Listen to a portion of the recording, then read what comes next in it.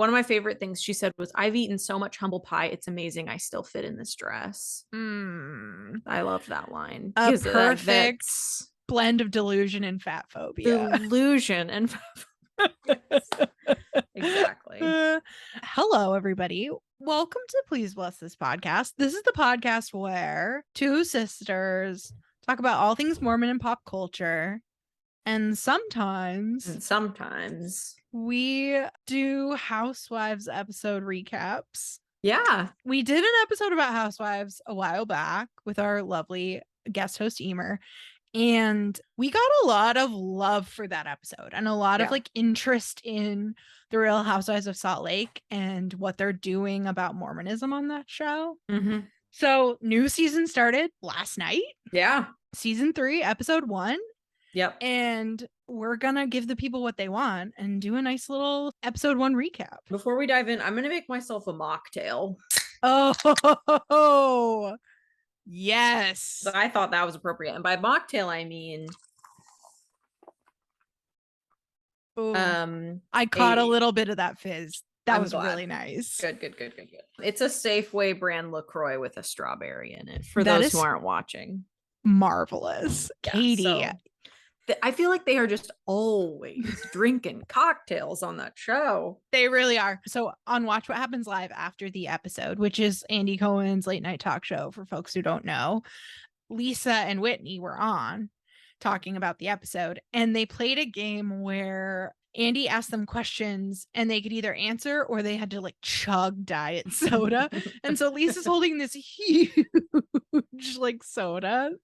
And I was just like, that's the most Mormon game. That's perfect. So much. That's so genius. There were two things I wanted to mention. First, my name is Katie. We're so bad at this. Why do we always forget to say our names? My name is Elisa. Yeah, we like to just dive right in. I also wanted to mention, we ended up kind of like switching some of our episodes around. I think in the last episode, I mentioned that we were going to be talking about Lori Vallow and Sins of the Mother this week. Mm-hmm. But we wanted to give Real Housewives the attention it deserves. Yeah. You know, time is of the essence when a new episode comes out every week. So we're going to go with this one for now. And Sins of Our Mother is on deck for next week. So if you're anxiously awaiting that horror, you won't have to wait too long.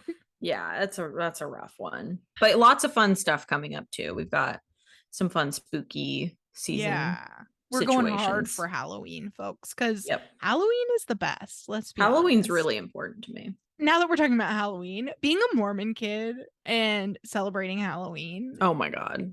So much drama. I feel like every Halloween was on a Sunday, even though I know that's not true. The most powerful memories I have of Halloween as a kid is not being allowed to trick or treat. / sneaking out trick or treat. I remember doing that too. Yeah, and just like your mom making you wear a long sleeved turtleneck T-shirt, underneath your princess costume or whatever. To be modest, but also to like, I guess, keep warm. I don't know. How cold was it in the Pacific Northwest? Let's get real. It's 50, 55. I would have lived. I know. Anyway, it does seem like every Halloween was on a Sunday. Also that every Christmas was on a Sunday. Wasn't that the worst? Oh, and then you had to like go to church. Yeah, on Christmas Day. I know. And it was shorter, and it was like, it's a Christmas program. It's different. It's fun. And to be fair, it was always better than the regular service. But if you had like 9 a.m. church, it's like, when are we going to open those presents? Later. Nightmare. So much childhood trauma. Can we also talk about how unfair it is that church is 2 hours long now? I know. Come on. We suffered for 3 hours a week. Our whole lives. How crazy. Dare you? Yeah. Today's Mormons don't know how good they have it. Yeah. Okay. That was a little, journey, but let's come back to the episode. So we kick off. Honestly, the first 3 minutes, I had chills. They're just kind of setting up the conflicts of the season. Yeah. And all the alliances are shifting. And that's exciting to me. I love a shifting alliance. It makes me feel unstable. I immediately was like, I'm upset. Why are Heather and Whitney being so mean to each other, Mm-hmm. you know, I and the know, they're conflict between cousins. they're cousins. They're Yeah, distant be cousins. nice. And Meredith and Lisa are now apparently just saying the most awful things you can say Oh about my another human gosh. being and Yes. just rolling with it. So for anyone who doesn't remember the bombshell of last season, Lisa gets angry one night. She claims that she thought she was no longer mic'd and that she was just like talking, like venting to a producer or something. And she goes off on Meredith and is just like, Meredith is a whore. Meredith cheats on her husband. Meredith's husband is a deadbeat. They can't afford a house, blah, blah, blah, blah, blah. Yeah. Goes on and on and on. And this season starts not long after that aired Mm-hmm. and they had their reunion. So there hasn't been like a resolution. Right. They have not even touched it. Spoken. Yeah, I they haven't think. spoken. Yeah. So we kick off with that. One thing I wrote in my notes was that I want to go to that steaming rooftop pool that Jen and Meredith go to. Yes. Is These that in Salt Lake? locations. Is it in Park City? It seemed a little bit Park City. I need to know. Yeah. It is a gigantic rooftop hot Yeah. tub. Yes. Yeah. And I they're need that. there in the winter. And they just had like so much gear on. Like their hair was so big and done. And they have these huge earrings and these insane bathing suits. And they're trying so hard not to get their hair wet. Yes. I love One thing it. we know about Meredith is she loves a blazer with accent buttons. And she had accent buttons on her bathing suit. Yes. It was Consistent. cringy. I love her. Oh, Love how Meredith is like confiding in Jen, which is interesting. Since all last season, she was on a crusade against Jen. Right. And maybe now that Jen has just been brought down several pegs, maybe now she's just more like they have pity or she's more approachable. I don't know, because at the time that this was filmed, Jen was still being like, I'm innocent. I'm innocent. Sure, but she like had to downsize her house and like Yeah. That was one scene that kind of annoyed me. She was complaining about her 4,500 square foot house. Yeah. I'm over here in my like Bay Area apartment. Right. With like one closet. Yeah, Shut I have like up. 1,000 square foot house Yeah, in the middle like of nowhere. just Please. I don't really feel bad for you. You like defrauded the elderly and you're like, oh, 4,500 square feet. And I'm innocent. I did love how Jen told Meredith she should monetize her fight with Lisa by making t-shirts. That was hilarious. That was really funny. I actually at that moment I was like, what's Jen's sign? And I looked her up and she's a Scorpio. Oh, that tracks. Yeah. Honestly, great business advice. I think so. That stuff would sell. We have a sit down between Lisa and Heather, another weird pairing since they have hated each other famously. I loved the flashback to the reunion where Lisa is like, I never called you Shrek. Which, by the way, she definitely did. And what a thing to call a person. That is so brutal to say that out loud. Lisa is a delight and a horror rolled into one. She is so fascinating to me because she's so just unaware and just kind of stupid, but also she's not. Yes, right. She's very calculated. It's just very confusing to me. One of my favorite things she said was, I've eaten so much humble pie. It's amazing I still fit in this dress. I loved that line. A perfect blend of delusion and fat phobia. Delusion and exactly. Yeah, Lisa is pretty iconic. She's Mormon 2.0. The reason she and Heather are sitting down is to talk through what do I do about this Meredith situation? I said these things and Meredith is mad at me. But even as they're addressing that problem, Lisa is like, well, I wasn't coming for her. I was just in a blind rage. Yeah. That's not an excuse. That doesn't mean anything. Right. It's meaningless. It's silly. As if the things you say in a blind rage don't count. Right. She also later in the episode talks to Meredith's husband, Seth, and does a lot of kind of similar sort of like, well, I'm responsible for all my sisters, which what are we talking What? about? And Yeah. like, no one ever checks in on me. So she's like not actually being accountable for saying horrible things about her good friend. Right. She should be and should have done several weeks earlier, like get on your knees, like beg forgiveness. What Yes. can I do to recover this relationship? I love you. I'm so sorry. Right. You Even know. if I thought I wasn't on camera mic'd up, the things I said were horrible, Right. especially about a good friend. Yeah. I'm so sorry.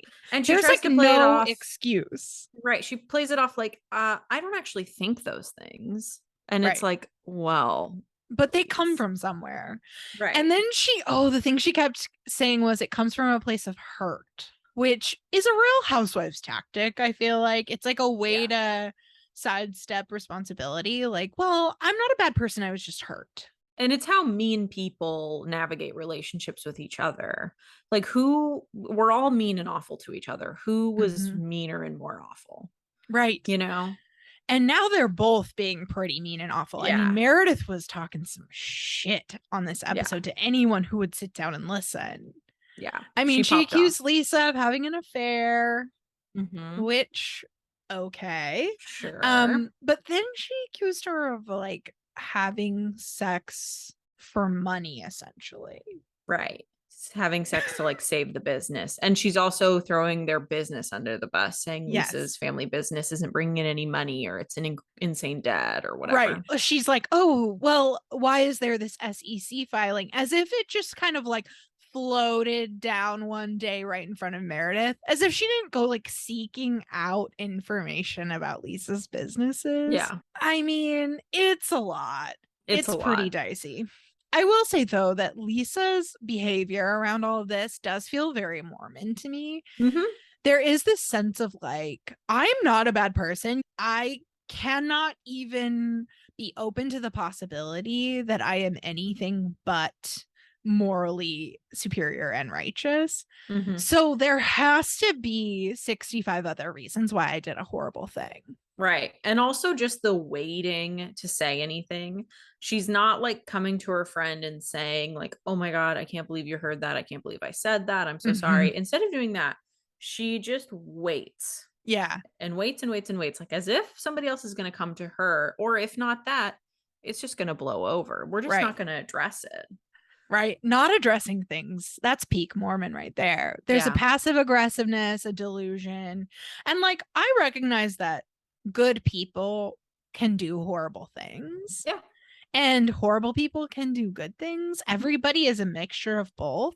But Yeah. when you're deep in Mormonism, I don't think that's how Mormons see themselves. Mm-hmm. They're not like, I am both good and bad. It's like, I am fighting every minute of my life to be only good because the natural man is an enemy to God, right? So like if you are telling me I did something bad, the stakes are high. Yeah. And I can't accept that. Right. And there has to be a workaround. Like there is no humble pie. Yes. It is like, okay, but I am so righteous. Everything I do is good. Right. Everything I do is coming from this place of wanting to be so righteous. Mm-hmm. You know, I find that really interesting. People like that drive me crazy. Yes. Great. Uh-huh. Because we know them well, Katie. They have like framed our entire lives. And how hard is it to just say, oh, you know what? You're right. Oh my gosh. You know, I'm so sorry. I shouldn't have said that. Yeah, that super sucked. I'm so sorry. What can I do? You know, this is a weird little tangent, but one of my like phases of post-Mormon deconstruction was when I started apologizing to people for things I said to them when I was Mormon that were really fucked up. Mm-hmm. But that at the time I was like, oh, no. That was fine. Mm-hmm. I went through this little phase of doing that. And there were definitely like positive interactions that came from it where people were like, thank you for saying that. You know, like, yeah, that was fucked up.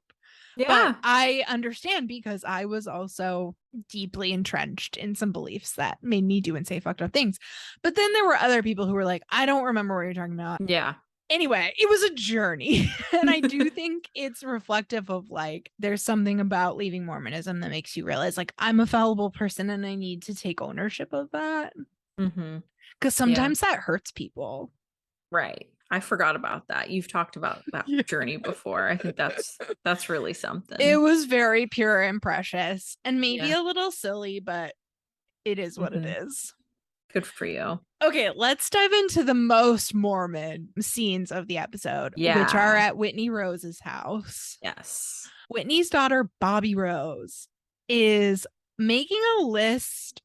It's like a pro-con list about men. I think in essence, it's like, this is the kind of man I'm looking for.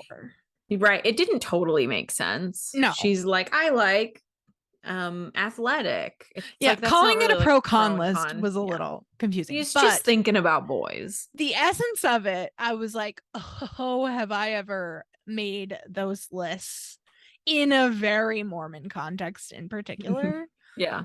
Tell me, did you write letters to your future husband in Young Women? 100%. Wrote letters to my future husband, to my future self, wrote a list of attributes that were absolutely necessary in a future husband. Return missionary was at the top.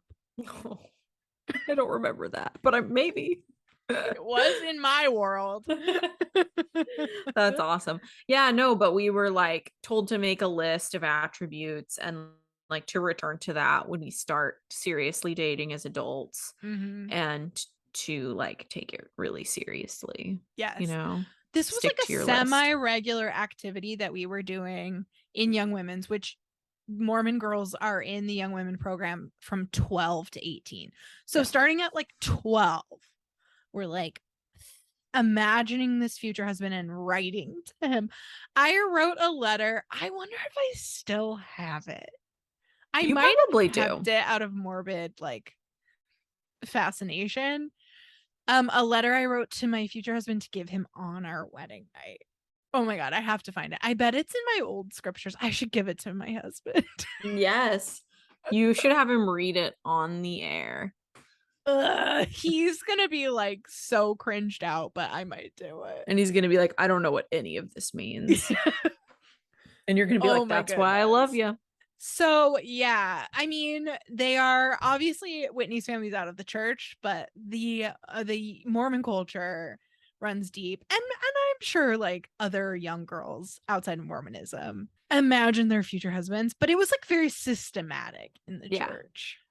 For sure. I did have the thought while I was watching that, because Whitney walks in and she's like, what are you doing, Bobby Rose? And she's just kind of like poking fun at her and they're laughing about it. And then Heather shows up and Heather joins in and she's like, oh my gosh, you know, and they're just laughing. And I'm like, I feel like growing up, I could never talk about like being boy crazy. No, you know, like you could talk about it in reference to like your future husband, but like not actually like talking about boys. Even that wasn't like fun and light and giddy. It was like serious. It was serious. It was like, my future husband will be a righteous priesthood holder. Like, what? You're 12. Yeah, you're 12. Calm down. But I was such a boy crazy kid.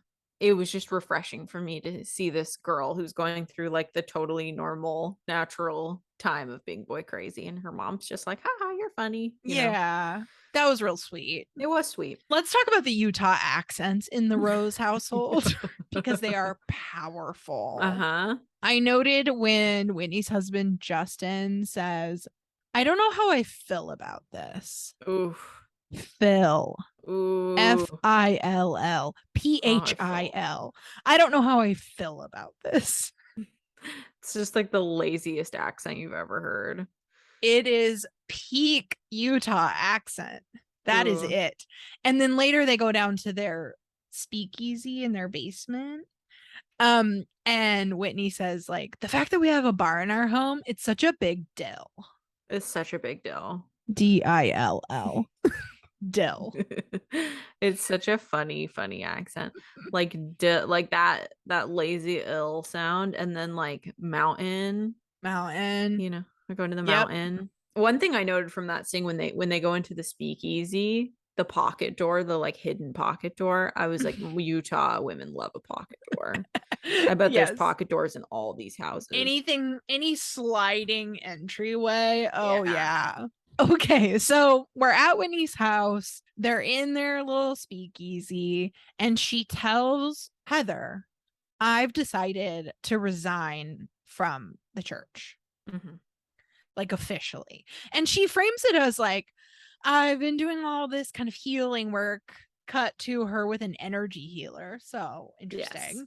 And she's like, yeah, I've been doing all this healing work. I have this childhood trauma. It's rooted in the church. So I'm going to like officially remove my name from the records of the church. And Heather's like, skeptical. Yeah. And anxious. Yes. And I want to talk about this interaction because I think it is fascinating. For sure. I'm not surprised by Heather's reaction, but I'm disappointed because Whitney obviously is turning to the friend who she thinks she can like rely on most of this information to be like, I understand. I'm kind of going through the same thing. But instead, Heather's like, like, what are you really going to get out of this? You know? Like, how will your day-to-day life be any different? Right. And Whitney's like, it won't, but I'm talking about like deep internal trauma, and like this is almost a symbolic act, though there are like material consequences, right? But yeah, I'm with you. Like, I understood Heather's reaction because of what we know about Heather. Yeah. And also, to be totally honest, because of my own like anxieties about removing my name from the records of the church. Right. The number one anxiety is your family will find out. Yes. And that's basically what Heather says. She's like, even though my dad is dead and my mom isn't speaking to me, which, whoa, Heather's mom is not speaking to her. Bombshell. She's like, even with all that, I still want to be a good daughter. And she describes like removing her name from the records of the church as plunging a knife in the back of her family. Yeah, sure. Like the ultimate betrayal. Yeah. And I don't know if we've addressed this on the podcast before, but neither of us have removed our records pretty much for the exact same reason. I mean, for that reason, and also because it's like it takes some steps. Yeah. You know, it's not just like an email. You have to like actually take some steps. Right. Yeah. It feels like giving the church too much power in some ways. Though I know lots of people who feel differently, and I really respect people who choose to take that step. Like, I think that is great if that's where you're at, like on your journey. But I did relate to Heather's anxiety about what's her family going to think. They're going to feel so betrayed. I've already put them through, you know, me leaving very publicly. This just feels like a lot. And she also still clearly has some like sort of theological anxiety. She's like, you're choosing outer darkness. You're choosing. Yeah. I think on some level she still kind of believes. And I, again, sort of relate to that in the back of your head. You're like, if there's any chance any of this is even really true, I am really fucking myself eternally. Yeah, you're fucked. Yeah. I know. I was kind of taken aback. I mean, not that we haven't seen this in past seasons, but when she said that thing to Whitney about you're choosing outer darkness, I was like, wow, like proving again, like Heather is such a Mormon. Yeah, you know, such a Mormon. They found a Mormon for this show. They really did. And good on them, because she's great. I love her. But yeah, she's like truly speaking to like the plight of many ex-Mormons there. Yes, it's really true. She's speaking the language. She even talks about removing your name as excommunication, which it's not the same thing. Yeah.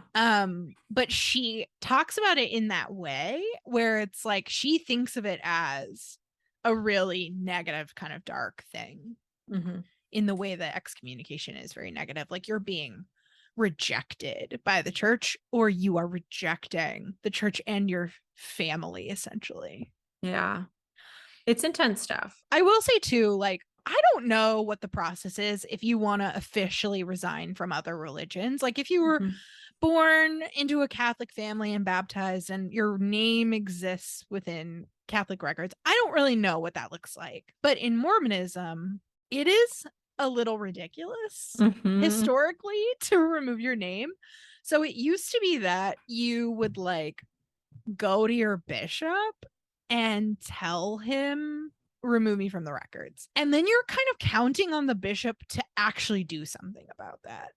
And I can't tell you how many people I ran into as a missionary who were like, their names were on word records and they were like, leave me the fuck alone. I've told you 100 times. I don't want anything to do with the church. I want out. Take my name off. But the bishops, I mean, I sat in ward councils where bishops were like, we're not doing that. That's crazy. Yeah. And you always could appeal directly to, like, send a letter, sidestep your bishop and go higher. Right. But you were always just kind of at the mercy of the church. Like, are they actually going to do this? Yeah. Maybe not. I mean, why would they? So quitmormon.com is like a relatively recent development where this man, he's a lawyer. He set up this website where folks can request a resignation letter be sent on their behalf, and it's done in this kind of systematic way, and the church responds because there's like a system for it, right? And I read an article in the Salt Lake Tribune from 2019, and at that point in 2019, quitmormon.com had submitted 40,000 resignations. That's crazy. And I'm sure that those numbers have continued to be staggering. Yeah. And they told him that in 2019 that he needed to start sending notarized letters because people were submitting resignations on behalf of, like, Thomas S. Monson, who was the prophet at the time. Which is hilarious. Yeah. Like, objectively a hilarious That's really gag. funny. Yeah. But it did give the church a reason to be like, oh, no, we need to create another roadblock. So now you are submitting notarized letters to the church to resign. Mm-hmm. And just cross your fingers that it takes. Yes. Because it might not. I asked a good friend of mine if I could share this because she just recently resigned. She said that the sort of last straw was the AP article about abuse in the church, and what a very reasonable last straw to have. She was just like, enough, cannot be affiliated with this in any way. And so she went to a notary, sent in her letter, signed it, and the church wrote her back saying, like, we've received your letter and accepted your resignation, and if you ever want to be a member of the church again, like, your local bishop can help you be rebaptized. Which, blah. But the kicker was, so she's married, but she never changed her name legally or in the records of the church. Mm-hmm. But the church knows she got married, and they know her husband's last name.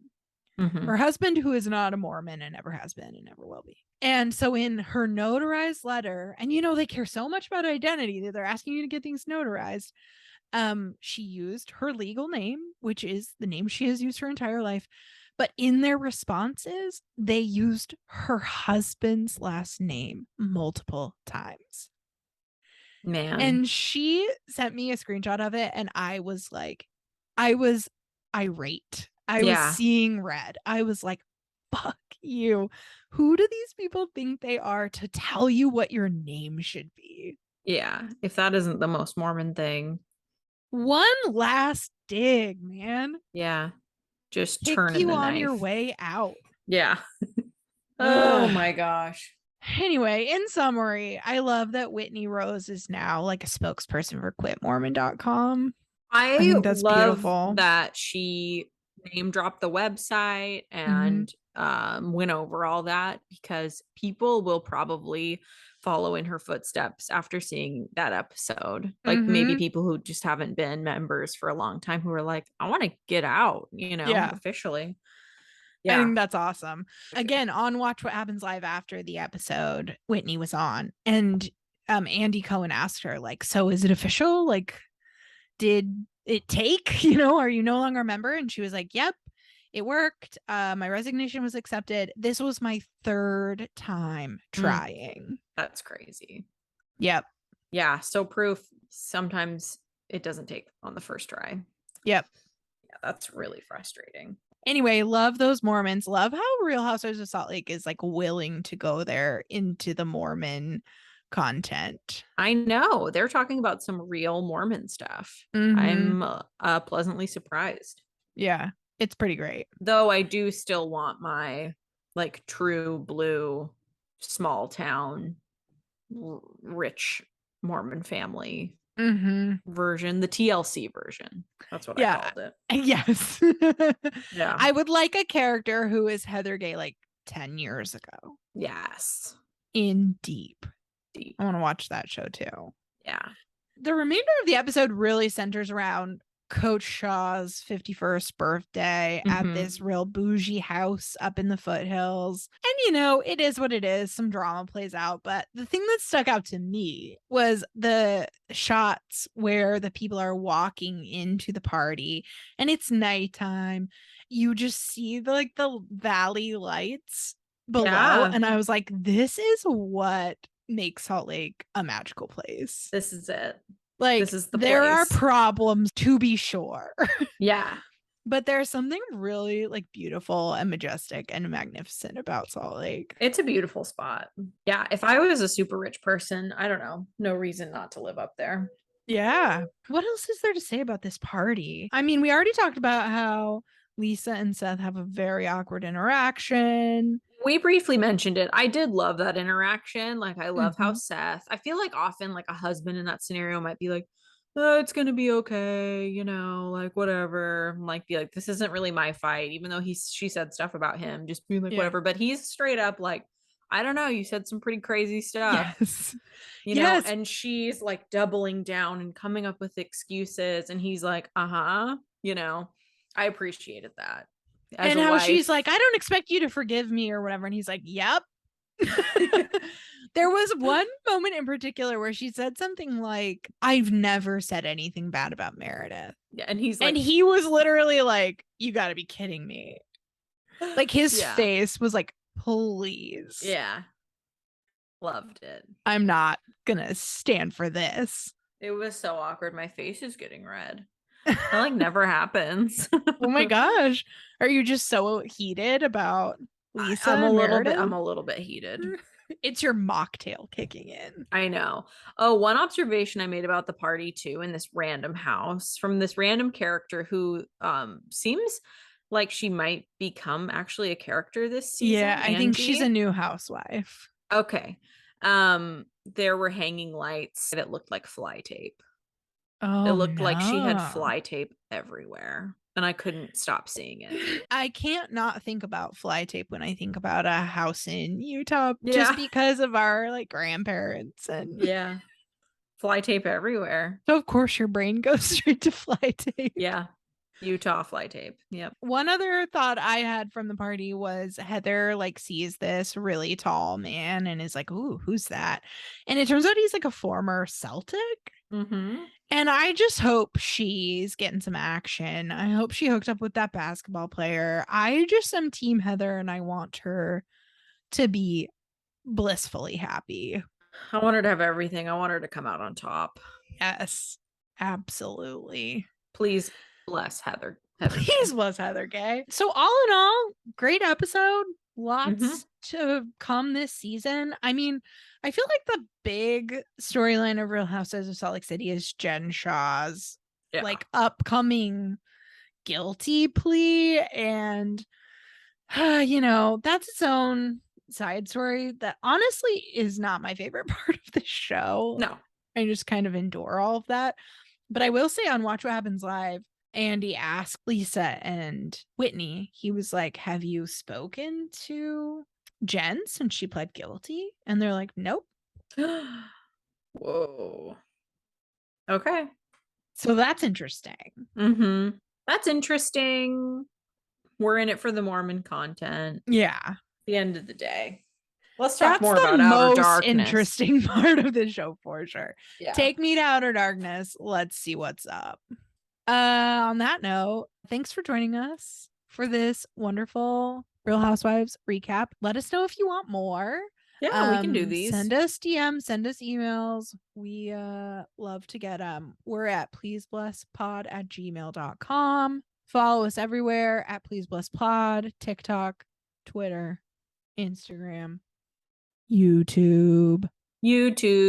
Subscribe on YouTube. Watch our videos. Rate and review, please, if you're having a good day. If you're feeling cheerful. Yeah.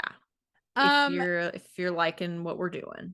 And yeah, please bless these Real Housewives, some of them more than others.